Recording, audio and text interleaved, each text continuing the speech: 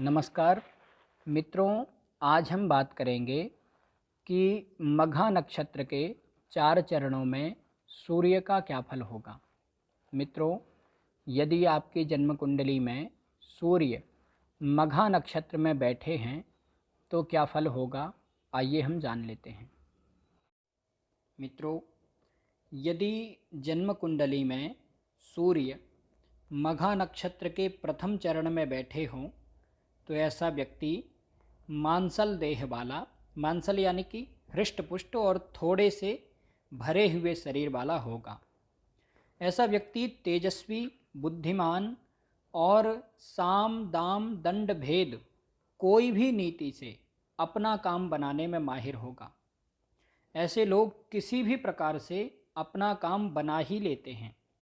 ये लोग सहनशील होते हैं, लेकिन सहनशील होने के बावजूद ये क्रोधी और उग्र स्वभाव के होते हैं, यानी कि एक सीमा तक ही सहन करते हैं।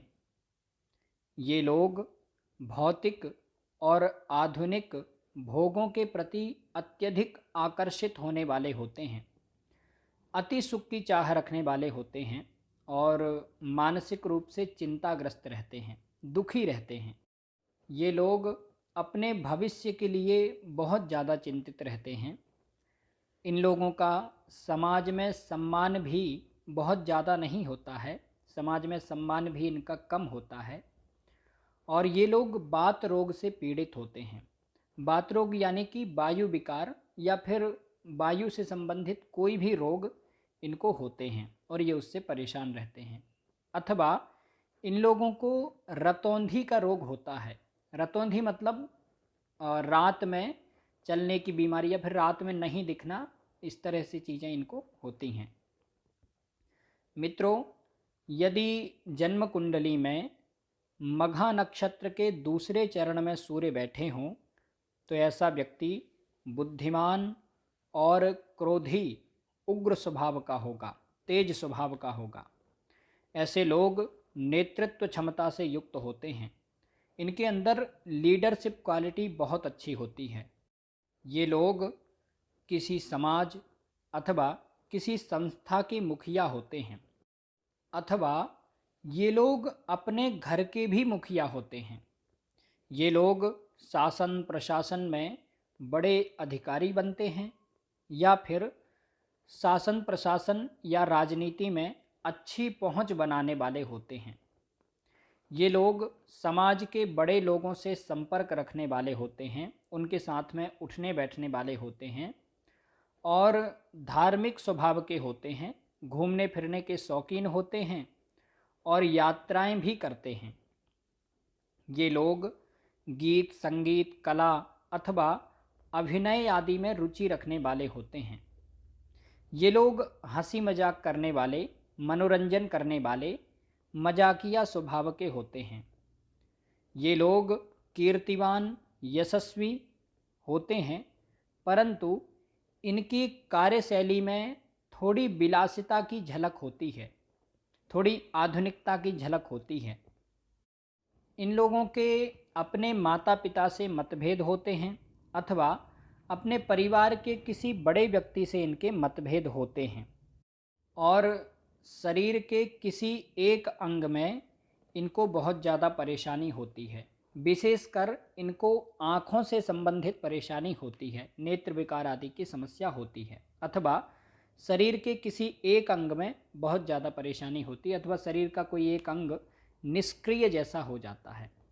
यदि मघा नक्षत्र के दूसरे चरण में सूर्य बैठे हों और सूर्य पर शनि की दृष्टि हो तो ऐसे लोग अपने माता पिता से दूर ही रहते हैं, क्योंकि इनके अपने माता पिता से बहुत ज़्यादा मतभेद होते हैं। मित्रों, यदि जन्म कुंडली में सूर्य मघा नक्षत्र के तीसरे चरण में बैठे हों तो ऐसा व्यक्ति भौतिक, आधुनिक सुख सुविधा से संपन्न होता है। इनके पास में सुख सुविधा के सारे साधन होते हैं। ये लोग गीत, संगीत, कला आदि में रुचि रखने वाले होते हैं और रसिक मिजाज के होते हैं, शौकीन मिजाज के होते हैं। ये लोग पराक्रमी, साहसी और निडर स्वभाव के होते हैं। ये लोग कीर्तिवान, यशस्वी होते हैं, बुद्धिमान, चालाक होते हैं और अपनी बुद्धि से कठिन कार्यों को भी आसानी से कर लेते हैं। ये लोग अपनी बुद्धि से अपना काम बनाने में माहिर होते हैं और अपनी बुद्धि से, अपनी मेहनत से धन भी कमाते हैं। मित्रों, यदि मघा नक्षत्र के तीसरे चरण में सूर्य, शनि और मंगल के साथ में बैठे हों, यानी कि मघा नक्षत्र के तीसरे चरण में सूर्य, मंगल, शनि एक साथ बैठे हों, तो ऐसा व्यक्ति मध्यम आयु होता है। मध्यम आयु का मतलब है कि 50 वर्ष से कम आयु वाला होता है। मित्रों, यदि जन्म कुंडली में सूर्य मघा नक्षत्र के चौथे चरण में बैठे हों, तो ऐसा व्यक्ति बुद्धिमान और कार्यकुशल होगा। कार्यकुशल का मतलब है कि हर तरह के कार्यों को अच्छे से करने वाला होगा। ऐसे लोग कई कार्यों के विषय में जानने वाले होते हैं और लगभग सभी कामों को अच्छे ढंग से करते हैं। किसी भी कार्य में इनकी बुद्धिमत्ता आसानी से झलकती है। ये लोग धर्म, अर्थ और काम, इन तीनों पुरुषार्थों को अच्छे से करने वाले होते हैं। यानी कि ये धर्म भी करते हैं और धन भी कमाते हैं और सांसारिक भोगों को अच्छी तरह से भोगने वाले भी होते हैं। ये लोग समाज में श्रेष्ठ होते हैं, यानी कि समाज में सम्मानित होते हैं और कभी कभी ये लोग समाज में सलाहकार के तौर पर काम करने वाले भी होते हैं।